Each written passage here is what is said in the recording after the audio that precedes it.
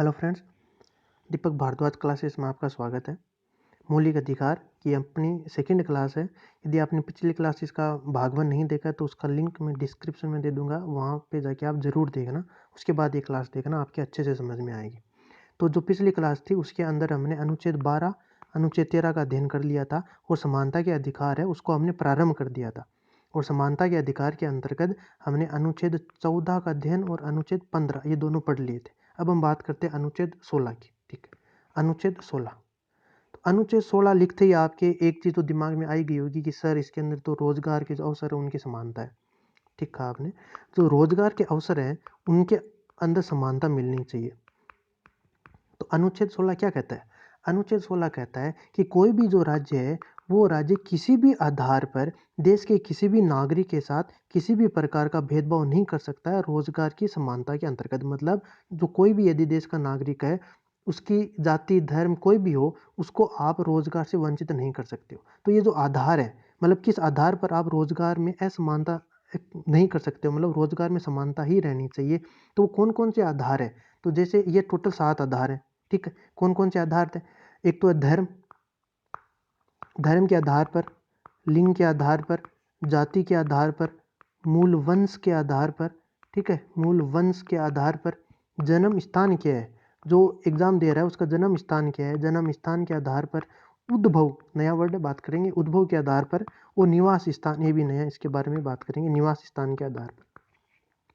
इनमें से 5 आधार, धर्म, लिंग, जाति, मूलवंश और जन्म स्थान, ये हमने अनुच्छेद 15 के अंदर भी पढ़े थे। तो इनके बारे में आपको पता है कि धर्म, अर्थ, लिंग, जाति, मूलवंश, जन्म स्थान के आधार पर रोजगार के अंदर किसी भी प्रकार का भेदभाव नहीं किया जाएगा। लेकिन इसके अंदर 2 और आधार जोड़े गए हैं, एक तो उद्भव और एक निवास स्थान। उद्भव से तात्पर्य यह है कि उसका ओरिजिन क्या है, वो कहाँ से उठकर आया, इस आधार पर आप उसके अंदर किसी भी प्रकार का भेदभाव नहीं कर सकते हो। रोजगार के अंदर उसको समानता आपको देनी पड़ेगी। उसके अंदर आप इसलिए आप उसके साथ भेदभाव नहीं कर सकते कि उसका उद्भव, उसका जो ओरिजिन है वो अलग है। ठीक है, निवास स्थान अर्थात उसका रेजिडेंट एरिया क्या है, वो कौन से स्थान में रह रहा है, वह जहाँ रह रहा है वो मतलब किस प्रकार का स्थान है, उसके आधार पर आप उसके अंदर भेदभाव नहीं कर सकते हो। निवास स्थान के आधार पर भी आप भेदभाव नहीं कर सकते हो। ठीक है, तो अनुच्छेद 16 के अंदर जो पहली बात है वो ये कह गई कि किसी भी आधार पर राज्य भेदभाव नहीं करेगा। और वो आधार कितने 7 हैं, कौन कौन से हैं? धर्म, लिंग, जाति, मूलवंश, जन्म स्थान, उद्भव और निवास स्थान। इसके आधार पर राज्य किसी भी प्रकार का भेदभाव नहीं करेगा। किसके साथ नहीं करेगा? अपने देश की जनता के साथ। ठीक है, लेकिन इसके विपक्ष में अनुच्छेद 16 के ही अंदर भाग 3 अंदर जोड़ा गया है। उसके अंदर ये कहा गया है कि यदि राज्य चाहे तो वो निवास स्थान के आधार पर भेदभाव कर सकता है। यदि राज्य चाहे तो वो निवास स्थान के आधार पर भेदभाव कर सकता है। लेकिन ये जो भेदभाव है ये करने के लिए इसके लिए जो कानून बनेगा, वो कानून कौन बनाएगी? वो कानून बनाएगा संसद। अर्थात 16(3) के अंदर ये लिखा है कि राज्य यदि चाहे तो वो निवास स्थान के आधार पर भेदभाव कर सकता है, लेकिन जो कानून बनाएगा वो संसद के अंदर बनेगा कानून। ठीक है, अब इसका इंपॉर्टेंट एग्जाम्पल कौन सा आपके दिमाग में आ रहा होगा? तो हाँ सही है, यदि जिनके दिमाग में स्ट्राइक कर रहा है कि सर वो जो कर्नाटक के अंदर कुछ हुआ था ना, हाँ सही वही है। तो इसके अंदर हम एग्जाम्पल की बात करें तो 98वां संविधान संशोधन हुआ था, कॉन्स्टिट्यूशनल अमेंडमेंट एक्ट। ठीक है, 98वां, ये जो कॉन्स्टिट्यूशनल अमेंडमेंट एक्ट हुआ था इसके द्वारा 371 जे अनुच्छेद जोड़ा गया था। भारत के संविधान में 371 जे अनुच्छेद जोड़ा गया था। और इसके अंदर जो कर्नाटक है उसका जो राज्यपाल है, कर्नाटक के जो राज्यपाल होगा, चाहे कोई भी हो, जो कर्नाटक के राज्यपाल होंगे उनके अंदर एक विशेष शक्ति दी थी। और वो विशेष शक्ति ये दी कि यदि वो चाहें तो जो सरकारी नौकरी है उनके अंदर पर्टिकुलर जो एरिया है उसको प्राथमिकता दे सकते हैं। तो ये बात उन्होंने कब कही थी? ये 98वां संविधान संशोधन करके कर्नाटक का जो राज्यपाल है उनको ये एक विशेष शक्ति प्रदान की गई है। अब हम बात करते हैं 16(4) की। ये थोड़ा विस्तृत है, इंपॉर्टेंट है, ध्यान से सुनना। ठीक है, तो जो 16(4) है इसको हम क्या कर सकते हैं? जो सरकारी नौकरी के अंदर जो अभी आरक्षण हुआ है इसका हम इसको आधार मान सकते हैं। भाई जो अभी जो SC ST OBC इनके अंदर जो आरक्षण चल रहा है, यहाँ तक EWS भी जो है वो इसी का परिणाम है, 16(4) का ही परिणाम है।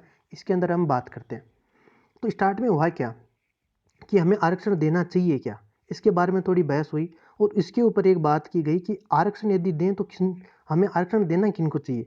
तो हमें जो आरक्षण है वो पिछड़े जो हैं उनको देना चाहिए।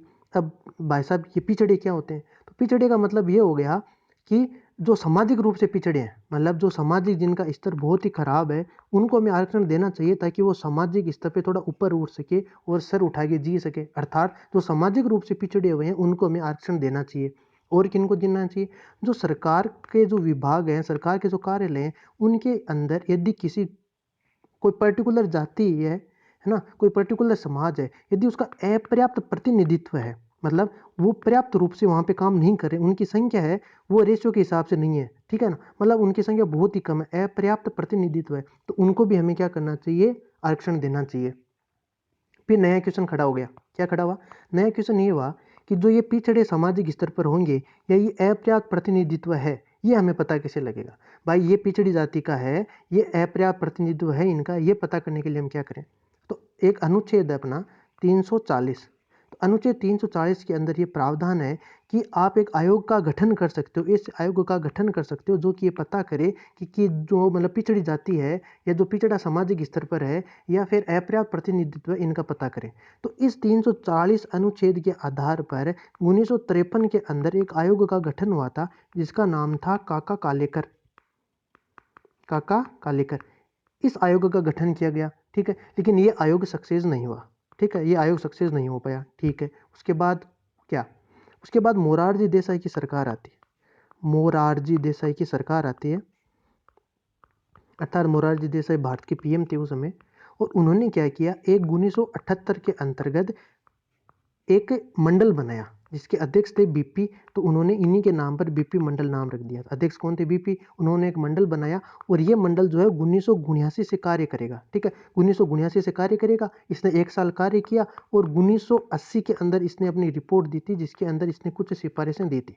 लेकिन ये रिपोर्ट देते उससे पहले क्या हुआ कि जो ये मोरारजी देसाई, इनकी सरकार चली जाती है। अर्थात ये इस रिपोर्ट के ऊपर कोई काम नहीं कर पाए। जो इन्होंने रिपोर्ट दी थी इसके ऊपर वो काम नहीं कर पाए, तो इनके ऊपर किसी ने ध्यान भी नहीं दिया फिर, और ये खत्म हो गया, मतलब कोई मतलब नहीं रहा यहाँ तक तो, ठीक है। उसके बाद क्या हुआ? उसके बाद 1990 के दशक में विश्वनाथ प्रताप सिंह भारत के प्रधानमंत्री बनते हैं।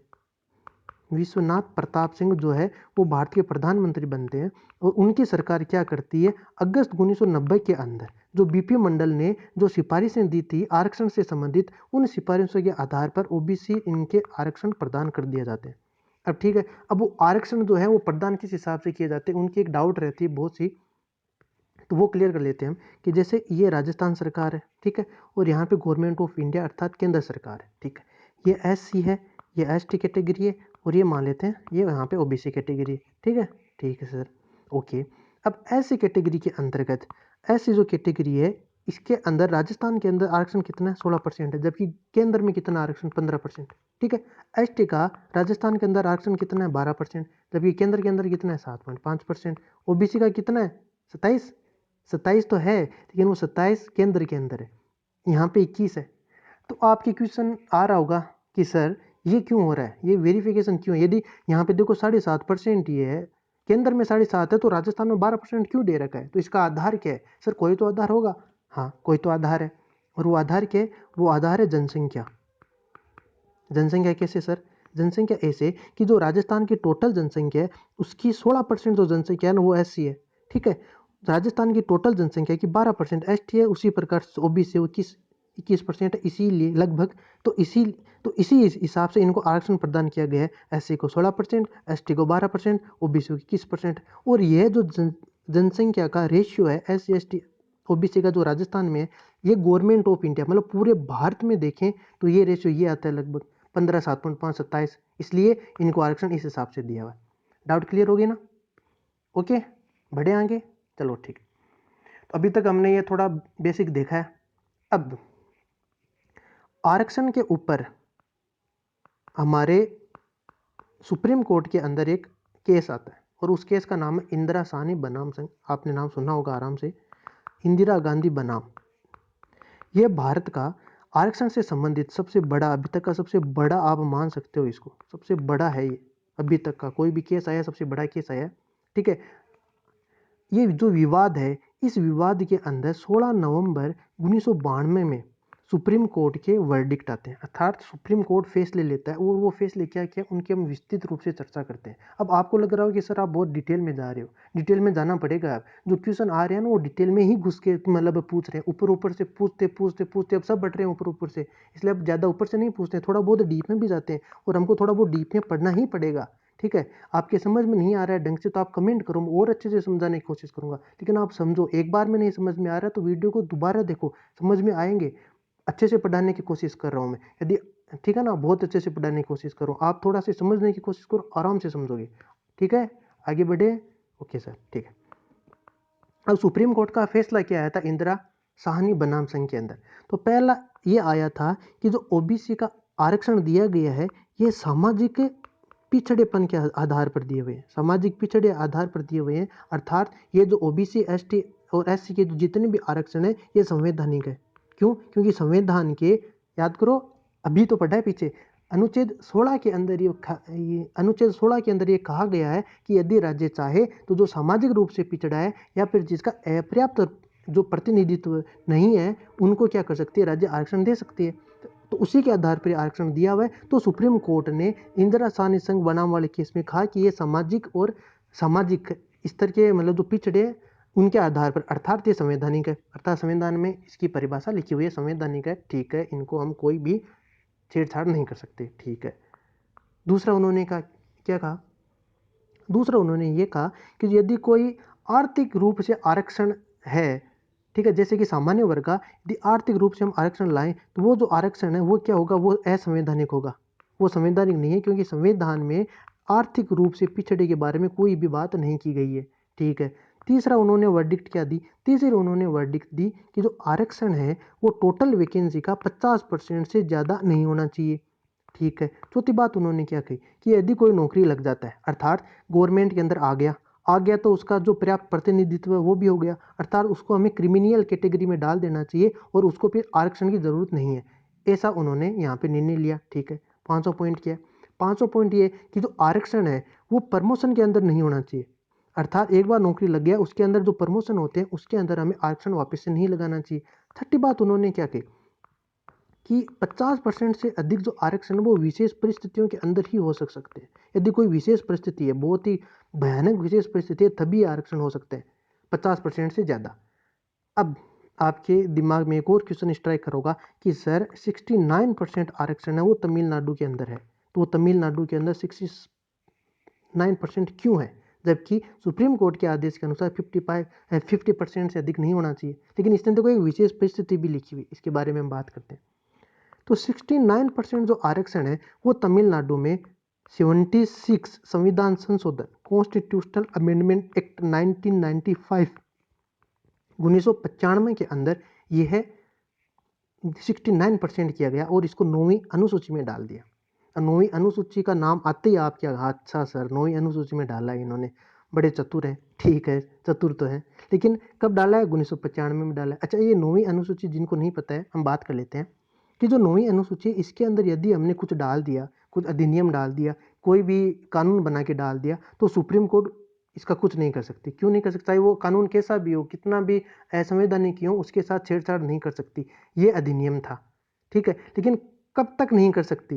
ये 24 अप्रैल 1973 से पहले यदि है तो उसके साथ छेड़छाड़ नहीं कर सकती। ये बात कब हुई? ये हुई थी केशवानंद भारती केस, नाम तो सुना होगा ना, केशवानंद भारती केस।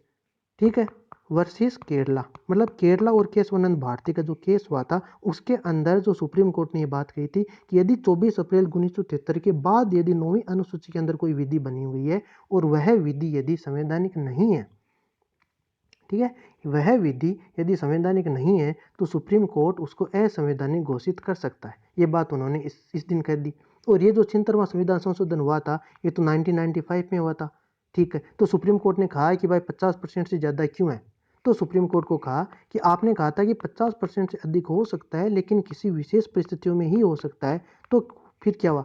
फिर तमिलनाडु की जो सरकार ने उसने ये प्रूफ कर दिया उसने साक्ष्य इतने रखे और उसने ये प्रूफ कर दिया कि हमारे यहाँ पर एक विशेष परिस्थिति का जन्म ले चुकी है, विशेष परिस्थिति उत्पन्न हो चुकी है, इसलिए 69% हमें आरक्षण करना पड़ा और वो अभी तक 69% ही चल रहा है, उसके अंदर कोई फेरबदल नहीं है।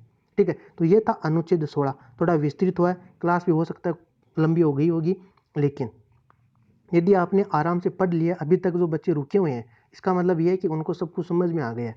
समानता के अधिकार उनको वापस कहीं से भी पढ़ने की जरूरत ही नहीं पड़ेगी, उनका एकदम क्लियर हो जाएगा ये। ठीक है, अब हम बात करते हैं अनुच्छेद 17 की। अनुच्छेद 17, ये तो सर क्या बात कर रहे हो, अप्रियता है ना, सही बात है, अप्रियता अर्थात छुआछूत। राज्य किसी के साथ भी छुआछूत नहीं करेगी। ठीक है, अब इसके ऊपर कुछ अधिनियम बने। एक तो नागरिक अधिकार संरक्षण अधिनियम, मतलब नागरिकों के जो अधिकार है उनके संरक्षण का अधिनियम बना था 1955 के अंदर, याद रखना। और एक अधिनियम 1989 के अंदर भी बना हुआ है, ये भी आप ध्यान रखना। ठीक है, अनुच्छेद 18 की बात करें तो अनुच्छेद 18 के अंदर पदवी जो है उनको नष्ट कर दिया गया, मतलब कोई भी पदवी नहीं रख सकता। उपाधियों का नष्ट कर दिया गया, मतलब कोई भी उपाधियां नहीं रख सकता। इसका नाम क्या है अनुच्छेद 18 का, उपाधियों का अंत। ये इसमें लाइन लिखी, उपाधियों का अंत, अनुच्छेद 18। इसके अंदर पदवी नहीं रख सकता, उपाधियों का अंत कर दिया गया। लेकिन जो सेना है और जो शिक्षा है, इससे संबंधित जो भी उपाधि है उनका अंत नहीं किया गया। मतलब जो सेना के अंदर major, colonel, brigadier, lieutenant colonel, ये जितनी भी उपाधियाँ होती है ये रख सकते हैं, ये अपने नाम के आगे पीछे लगा सकते हैं सेना। क्यों? क्योंकि उनका अंत नहीं किया गया है, उनको अधिकार है लगाने का। शिक्षा के अंदर जो उपाधियाँ होती है जैसे कि डॉक्टर, इंजीनियर, ये उपाधियाँ भी हम लगा सकते हैं। क्यों? क्योंकि शिक्षा के अंदर भी जो उपाधि हैं उनका अंत नहीं किया गया है, ये हम लगा रहे हैं क्योंकि ये दोनों मेहनत की चीज़ें हैं, हम मेहनत करके ये सब मतलब प्राप्त कर रहे हैं, तो इनके अंत नहीं है। ठीक है, एक उपाधि का अंत नहीं है, लेकिन यदि कोई अन्य देश से कोई उपाधि लेना चाहता है, कोई भी अन्य देश से, तो वो उपाधि लेने के लिए उसको भारत का जो राष्ट्रपति है उसे परमिशन लेनी पड़ेगी। यदि भारत के राष्ट्रपति ने उसको परमिशन दे दी तो वह उपाधि क्या कर सकता है, रख सकता है। ठीक है, तो ये था अपना समानता का अधिकार। समानता का अधिकार, ठीक है, 14 से 18 5 अनुच्छेद है, ये हमने पूरे कंप्लीट कर लिए। ठीक है, अच्छे से कंप्लीट किए हैं। यदि आपने ये क्लास एक बार देखी, आपके कंप्लीट समझ में आ गया, अच्छी बात है। यदि आपके नहीं आए तो एक बार आप क्लास और देखो, आपके बहुत ही अच्छे से समझ में आएगा। अपने नोट्स ज़रूर बनाना, ताकि आपको अपने नोट से बहुत ही जल्दी रिवाइज कर पाओगे आप। ठीक है, यदि आपको क्लास अच्छी लगी हुई, कंटेंटफुल लग रही हो, तो वीडियो को लाइक करना, शेयर करना ज़्यादा से ज़्यादा, और सब्सक्राइब कर लेना चैनल को, ताकि जब भी मैं कोई नई वीडियो लाऊँ आपको तुरंत मिल जाए। ठीक है, ओके फ्रेंड्स, मिलते हैं नेक्स्ट क्लास में। जो पिछली वीडियो है वो ज़रूर देखना, उसका लिंक मैं डिस्क्रिप्शन में दे दूँगा। Okay friends, thank you.